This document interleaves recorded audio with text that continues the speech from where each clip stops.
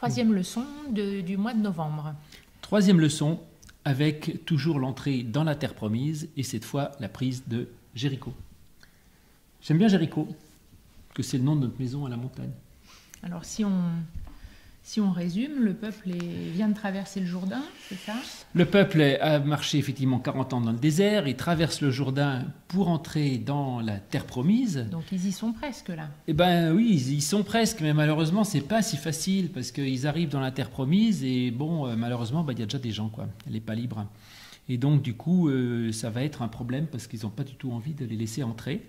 Donc la première ville qu'ils rencontrent, c'est une ville qui s'appelle Jéricho, qui est très bien défendue par des hautes murailles et qui sont des gens pas du tout sympathiques. Enfin, c'est des ennemis, quoi. Ils ne veulent pas les laisser entrer, en fait. Voilà, c'est ce qu'on voit en Josué 6. Alors, lis-nous effectivement le verset 1 déjà. Jéricho était fermé et barricadé devant les enfants d'Israël. Personne ne sortait et personne n'entrait. Oui, alors ça, c'est effectivement cette ville, la première qu'ils arrivent avec les grandes murailles. Et puis, Dieu va encore expliquer à Josué comment faire en sorte pour dépasser cette ville qui leur barrait le chemin et qui voulait les en empêcher. Alors l'Éternel va encore expliquer à Josué comment il faut faire, et vous allez voir qu'une fois de plus, ce n'est pas Dieu qui va tout faire, mais il va expliquer au peuple comment faire pour arriver à vaincre Jéricho, alors qu'il y avait des hautes murailles et qu'eux n'avaient rien, c'était des pauvres gens, ils avaient 3 tentes, 2 moutons, et ils n'avaient pas d'armes ni de grand-chose. L'Éternel dit à Josué, « Vois, je livre entre tes mains Jéricho et son roi, ses vaillants soldats. Faites le tour de la ville, vous, tous les hommes de guerre, faites une fois le tour de la ville. Tu feras ainsi pendant 6 jours. 7 sacrificateurs porteront devant l'arche 7 trompettes retentissantes. Le 7e jour, vous ferez 7 fois le tour de la ville, et les sacrificateurs sonneront des trompettes. Quand ils sonneront de la corne retentissante, quand vous entendrez le son de la trompette, tout le peuple poussera de grands cris. Alors la muraille de la ville s'écroulera et le peuple montera, chacun devant soi. » Josué, fils de Nun, appela les sacrificateurs et il leur dit « Portez l'arche d'alliance et que 7 sacrificateurs portent 7 trompettes retentissantes devant l'arche de l'Éternel. » Et il dit au peuple « Marchez, faites le tour de la ville et que les hommes armés passent devant l'arche de l'Éternel. » Lorsque Josué eut parlé au peuple, les 7 sacrificateurs qui portaient devant l'Éternel les 7 trompettes retentissantes se mirent en marche et sonnèrent des trompettes. L'arche de l'alliance de l'Éternel allait derrière eux. Les hommes armés marchaient devant les sacrificateurs qui sonnaient les trompettes, et l'arrière-garde suivait l'arche. Pendant la marche, on sonnait des trompettes. Josué avait donné cet ordre au peuple. « Vous ne crierez point, vous ne ferez point entendre votre voix, et il ne sortira pas un mot de votre bouche jusqu'au jour où je vous dirai « Poussez des cris !» Alors vous pousserez des cris. L'arche de l'Éternel fit le tour de la ville, elle fit une fois le tour, puis on rentra dans le camp et l'on y passa la nuit.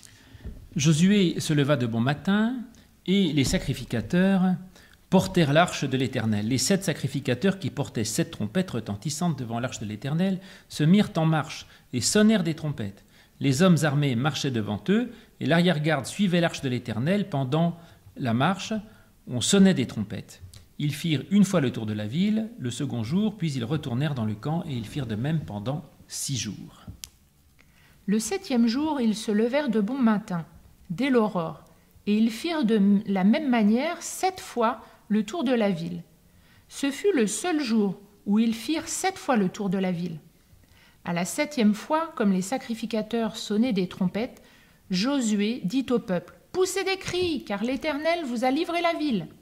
La ville sera dévouée à l'Éternel par interdit, et elle et tout ce qui s'y trouve, mais on laissera la vie à Rahab, la prostituée, et à tous ceux qui seront avec elle dans la maison, parce qu'elle a caché les messagers que nous avions envoyés. » Oui, Rahab, c'était une femme de Jéricho qui avait aidé les gens d'Israël à essayer de comprendre comment marchait la ville, donc elle sera évidemment sauvée. Donc ils vont faire ça, et au verset 20, la fin de l'histoire. Le peuple poussa des cris, et les sacrificateurs sonnèrent des trompettes. Lorsque le peuple entendit le son de la trompette, il poussa de grands cris, et la muraille s'écroula. Le peuple monta dans la ville, chacun devant soi, et ils s'emparèrent de la ville. Et voilà, et donc grâce à ça, ils vont réussir à vaincre Jéricho. Donc les trompettes de Jéricho, c'est très connu, hein, cette histoire. Ils tournent autour de la ville en sonnant de la trompette et finalement les murailles tombent. Alors qu'est-ce qui s'est passé exactement? Bon, moi j'ai une petite idée là-dessus. Je pense qu'en fait, ils faisaient des tas, ça détournait l'attention des gens de la ville et ça faisait plein de bruit. Puis pendant ce temps-là, il y avait des gens avec des pioches qui devaient creuser les murailles pour les faire s'effondrer. Et comme ça, ils n'ont rien vu, rien entendu. Mais peu importe. Ce qui est intéressant, c'est que, une fois de plus, évidemment, c'est une image. C'est-à-dire que Josué est là face à Jéricho, une ville avec des ennemis. C'est un obstacle dans sa vie et dans son projet d'avancer droit devant. Et donc, il y a là quelque chose qui s'oppose à lui avec des méchants. Alors, les ennemis, on les a souvent dans la Bible ou dans les psaumes. On dit que Dieu nous libère de nos ennemis, nous aide à vaincre nos ennemis. Les ennemis que Dieu nous aide à vaincre, ce ne sont pas des ennemis humains, hein, ou des méchants dans la cour de récréation. Ça, malheureusement, Dieu ne nous défend pas contre ça. Les vrais ennemis, les ennemis humains, faut demander à la police ou aux gens qui ont autorité de nous en défendre. Hein. Ou nous, on se défend soi-même, mais c'est pas pareil. Les ennemis dont il est question, dont Dieu nous libère, c'est les ennemis intérieurs.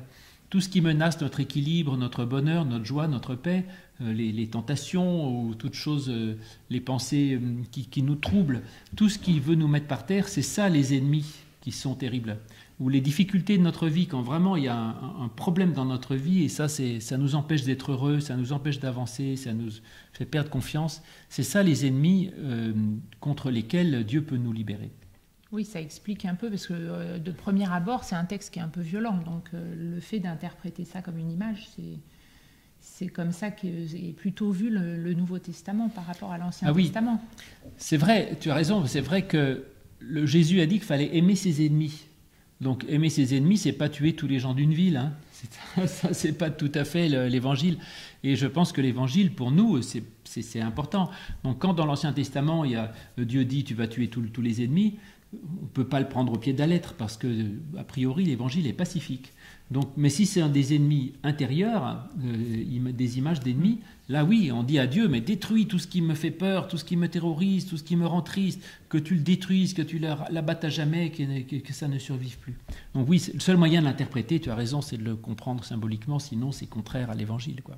Alors, on nous donne à nouveau une méthode, et dans cette méthode, chacun intervient à nouveau, comme pour le passage du Jourdain. C'est vrai, c'est un peu la même méthode que le Jourdain, d'ailleurs. Si tu vois bien, Dieu ne fait pas tout lui-même, il explique au peuple ce qu'il doit faire. Donc, une fois de plus, on met devant les sacrificateurs, ce qu'on appelle les prêtres, et puis l'arche, c'est-à-dire la parole. Donc, toujours, il dit toujours, si tu marches avec devant toi ta présence de Dieu et la Bible et la parole de Dieu, si tu as ces deux choses devant toi, tu peux faire des choses formidables. Il y a quand même les trompettes en plus. Alors, il y a les trompettes en plus. Alors, les trompettes sont en général un signe de la parole de Dieu aussi, parce que quand Moïse monte sur le mont Sinaï, on dit qu'on entend la voix de Dieu qui sonne comme une trompette. Donc, la trompette, c'est la parole de Dieu. Alors, et le peuple doit aussi pousser des cris. Donc, est-ce que ça veut dire que le peuple lui-même doit dire la parole de Dieu? Donc, c'est pas le tout de l'avoir pour soi, mais il y a un moment donné, il faut aussi la proclamer et la dire, hein. Alors c'est ce qu'on fait là nous, mais en fait on est aussi appelés nous peut-être à pas juste vivre notre parole de Dieu dans notre coin, mais parfois à la dire aussi, dire aux gens, attendez, non je suis pas d'accord, moi je trouve que ce qui est juste c'est de pardonner, ou c'est de pas se venger, ou c'est de pas faire du mal à quelqu'un qui ne le mérite pas, je veux dire. Et donc c'est ça aussi, être soi-même porteur de la parole de Dieu, c'est donc une parole de bonté. Voilà. Et que donc le peuple est appelé à le dire lui-même. Pour ça, il sonne de la trompette et à la fin, il crie très fort. Il dit voilà, moi, je vais vous dire la parole de Dieu. Puis il faut de la patience parce qu'ils ont quand même tourné 6 jours et il se passe quelque chose que le 7e jour. Ah oui, ça c'est vrai aussi. C'est vrai que ça se passe pas tout de suite. Hein. Le Jourdain, c'était commode. Ils arrivent, ils mettent les prêtres, l'arche et tac, ça fait tout seul. Là, ils font un jour, il se passe rien, ils vont se coucher. 2 jours, il se passe rien, ils vont se coucher. 3 jours, 4 jours, 5 jours, 6 jours. Et chaque fois, ils le font, mais il se passe rien. Et ça, c'est très important, tu as raison, l'action de Dieu n'est pas toujours immédiate, et il faut de la persévérance et beaucoup de patience. Paul dit dans une de ses lettres, d'ailleurs, il dit « persévérer dans la prière ». Persévérer, ça veut dire que ce n'est pas évident. Donc il faut être patient, et Dieu ne change pas une vie du jour au lendemain, et ce n'est pas parce qu'on a une difficulté, « ah ben je prie Dieu, et hop, il n'y a plus de difficulté ». Ce n'est pas comme ça que ça se passe. Il faut vraiment de la patience, de la persévérance, et puis tourner autour du problème, et on tourne, et je garde confiance, et à force de tourner, le problème se dissout, mais ce n'est pas immédiat. Mais par contre, je crois qu'effectivement, un jour ou l'autre, le problème se dissout. Et donc, il faut garder confiance en Dieu. Et ils auraient abandonné au 6e jour, ça aurait été idiot parce qu'ils auraient tout raté.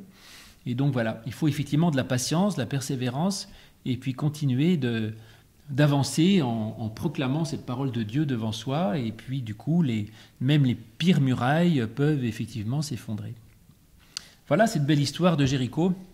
Alors ça y est, en fait, après cet épisode, ils peuvent réellement s'installer dans la terre promise. Alors oui, effectivement, ensuite ça va aller, ils arrivent dans la terre promise, là ils vont séparer le pays en 12 territoires pour les 12 tribus des 12 enfants de Jacob. Et on regarde sur les cartes, on voit les 12 tribus, ils se répartissent tout ça, et puis chacun va vivre dans son petit territoire des 12 tribus. Bon, il va se passer encore d'autres choses, hein. La vie est jamais simple, et en fait quand on a résolu un problème, souvent un autre derrière. Mais comme on le voit, avec l'aide de Dieu, on peut arriver à vaincre tous les obstacles, toutes les villes étrangères, menaçantes et hostiles, et vaincre tous les ennemis intérieurs qui s'opposent à nous. Voilà l'histoire de Jéricho. Eh bien, je vous souhaite d'avancer sereinement sur ce chemin qui est le vôtre vers une terre promise, c'est-à-dire vers un lieu où vous avez une situation où vous vous sentez bien, pleine de douceur, de lait et de miel, dans la présence de Dieu et avec son aide. Voilà, et merci pour votre patience. À bientôt. À bientôt. Au revoir.